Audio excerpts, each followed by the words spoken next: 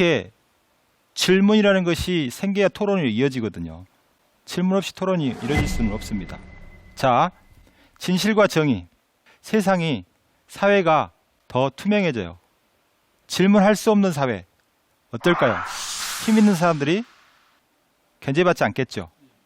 그렇게 되면 우리는 부정부패 이런 것들을 견제할 수가 없습니다. 근데 질문을 하게 되면 그 사람들은 반드시 답을 해야 돼요. 답을 안 하면 뭔가 속에 뭔가 음흉한 뭔가 계획이 있다라고 지레짐작할 수 있겠죠.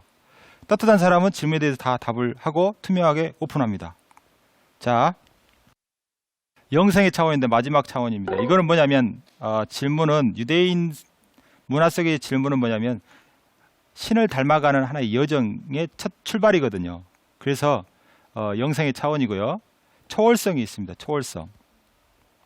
어떤 질문들은 세상을, 세대를 초월해서, 시간을 초월해서 존재합니다. 어떤 질문일까요, 여러분? 옛날에도 했고 지금도 했고 앞으로도 할 질문들 한번 찾아보세요.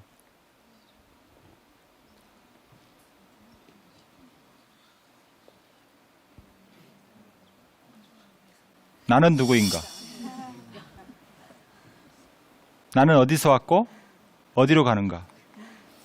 인류가 풀 수 없는 질문들 있잖아요. 그거는 고대부터 지금까지 수없이 많은 사람들이 질문했는데 아직도 답을 못 찾고 있죠. 역사 속에서 질문과 토론으로 영웅이 된 사람들이 많이 있습니다. 자, 보시면 4대 성인들은요, 다 질문으로 제자들을 키웠는데 이순신 장군이 토론을 잘한 장군이라는 것을 아시는 분들은 드물죠. 1592년부터 1597년까지 이순신 장군이 운주당이라는 토론 막사를 만들어 가지고 말단 쫄병들이라도 와서 그 장수들과 함께 토론할 수 있도록 그 막사를 열었습니다. 그게 운주당입니다. 지금은 바뀌어가지고 재승당이라는 이름으로 되어 있는데요.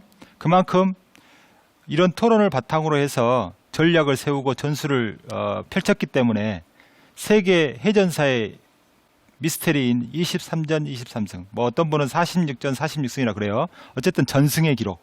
그렇기 때문에 우리나라가 일제 이미 먹혔을지도 모르는 그런 위기 상황에서 구해낸 거 아니겠습니까? 혼자 머리로 그게 가능했겠냐고요.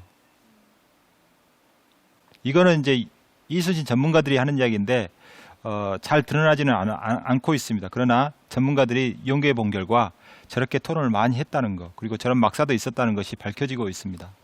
그리고 성정과 정조, 그리고 정약용 500권 이상 책을 쓴 우리 정약용 선생님도 제자들과, 여러분 생각해보세요. 500권 책 쓰려면 개인이 그게 가능하겠습니까? 수없이 많은 제자들하고 토론하면서 이걸 정리한 기록이 여유당 전서 500권의 그런 책인 것이죠. 그리고 링컨, 케네디 이런 분들도 토론을 아주 잘했다고 합니다. 자, 역사가 콜린 후드는 이런 이야기를 했습니다. 정보는 지식의 육체이고 질문은 지식의 영혼이다. 소울이다. 네. 다음 분 볼까요? 심리학자 스턴버그는 문제를 해결하는 능력이 아니라 문제를 제기하는 능력. 4차 산업혁명 시대는 자주 말씀드리지만 문제를 발견하는 시대입니다.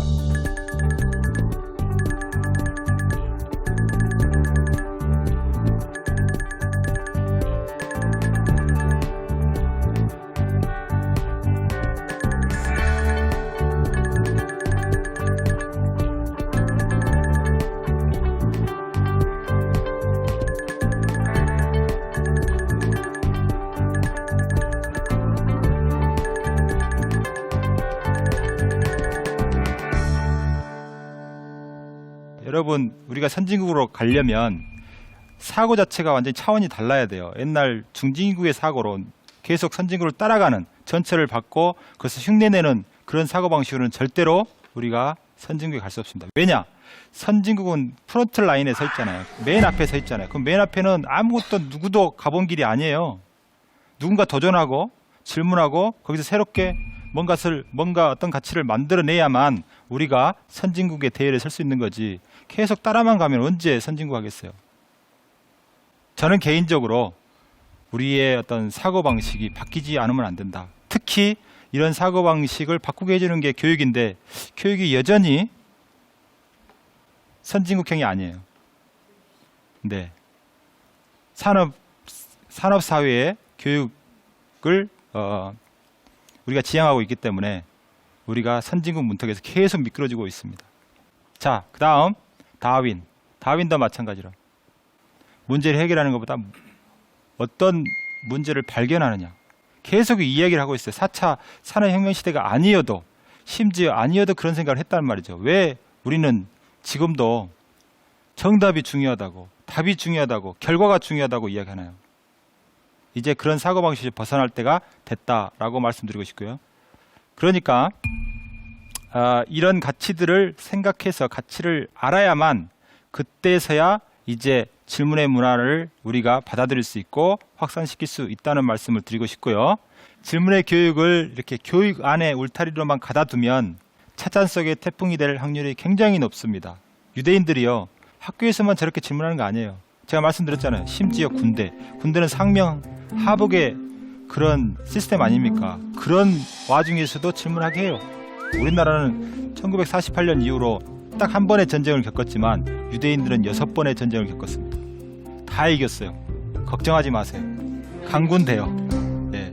그래서 이거를 교육 안에 울타리에만 가두지 말고 사회 모든 분야에 다 적용해야 됩니다.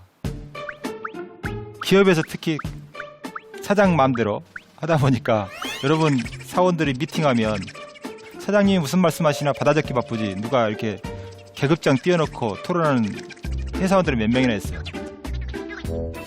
근데 유대인을 보니까 회사에서는요 대부분은 계급장을 띄워놓고 이름 부릅니다.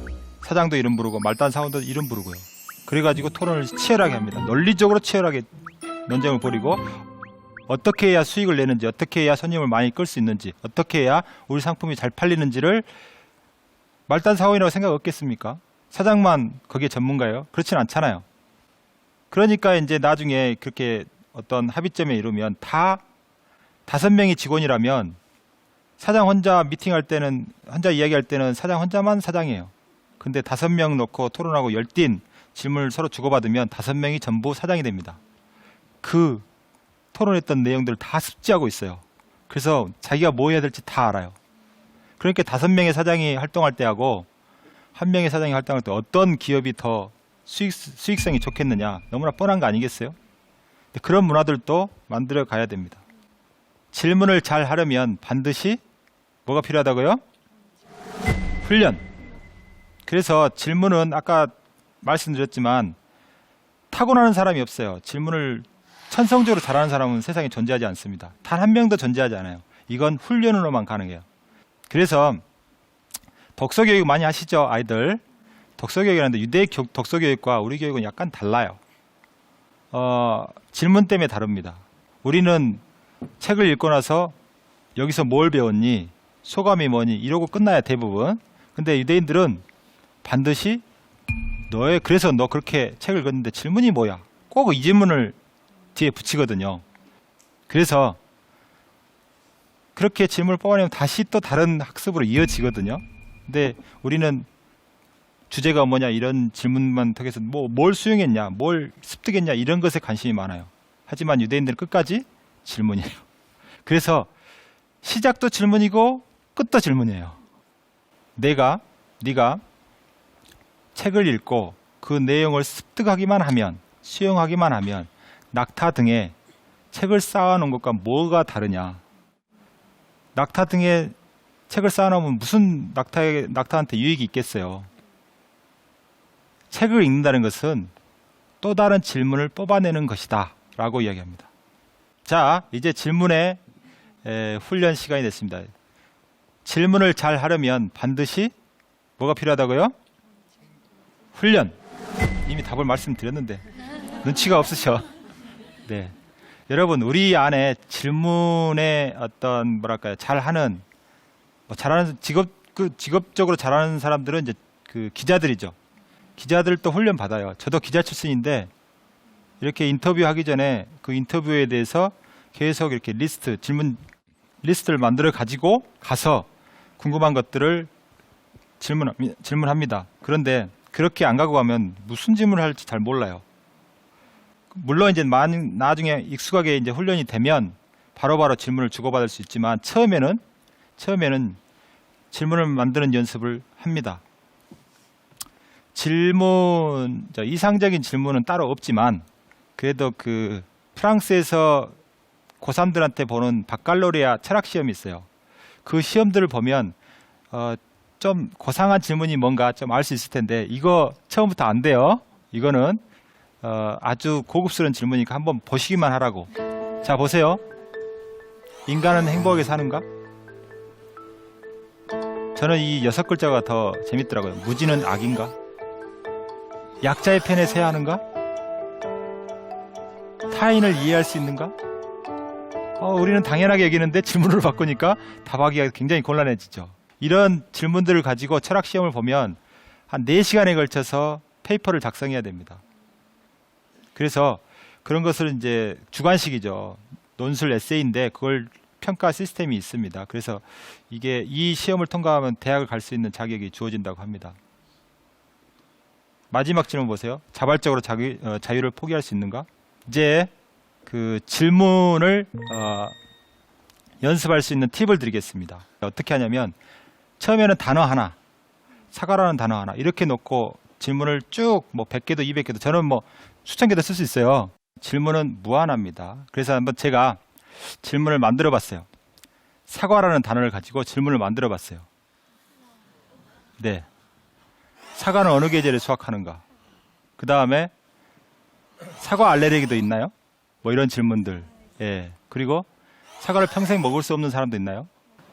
예. 그리고 스피노자의 사과와 스티브 잡스의 사과와 뉴턴의 사과는 어떻게 다른가? 네. 이런 사과들이 어떤 영향을 우리 인류에게 미쳤고 또 유익을 끼쳤는가? 뭐 해로운 것도 있을까 모르겠네요. 어쨌든 이런 식으로 사과 하나를 놓고 얼마든지 질문을 만들 수 있습니다. 그래서 무한합니다. 이런 키워드 하나 가지고 질문 만드는 게 결코 쉽지 않다는 것을 경험하셨을 거예요. 여러분도 똑같이 경험할 수밖에 없습니다. 훈련이 안 됐으면 처음엔 다 어리숙하지만 잘하게 됩니다. 훈련을 계속하면.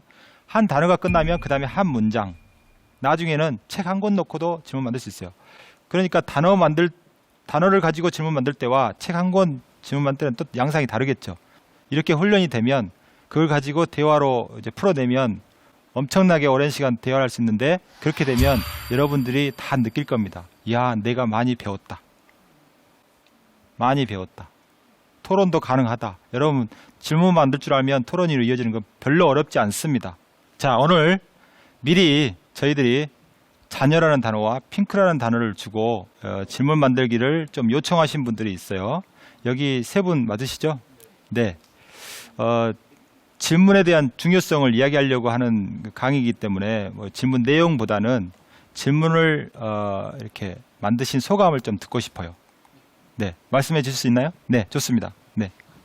예, 이 질문을 만들면서 많은 걸 질문을 만드는 게 어렵다는 걸 많이 느꼈고요. 네. 그거에 대해서 여러 관점에서 보다 보니까 이거에 대해서 답이 좀 나왔다고 생각해서 이거에 대해서 좀 만들다 보니까 좀 견문이 많이 넓어진 것 같아서 기분이 좋았습니다. 네, 저희 옆에 분 마저 듣고 말씀드리겠습니다. 네, 저는 갑자기 어떤 시간 내에 평상시에 익숙했던 자녀와 핑크라는 단어를 가지고 질문을 만들라는 말에 처음에 느낀 감정은 당황함이었고요. 네. 익숙하지 않았기 때문에 이걸 어떻게 해야지에 대한 당황함 속에 쓰다 보니까 좀 더 두 단어에 대해서 좀 더 깊게 생각하게 되는 시간이 되었고, 특히 제가 이제 학부모다 보니까 자녀라는 단어의 질문이 네네. 좀 더 깊이 네네. 들어갈 수 있었던 것 같습니다. 그렇죠. 자기가 관심사가 있으면 더 많은 질문을 만들게 되죠. 네, 좋은 말씀 감사합니다. 옆에 분, 예.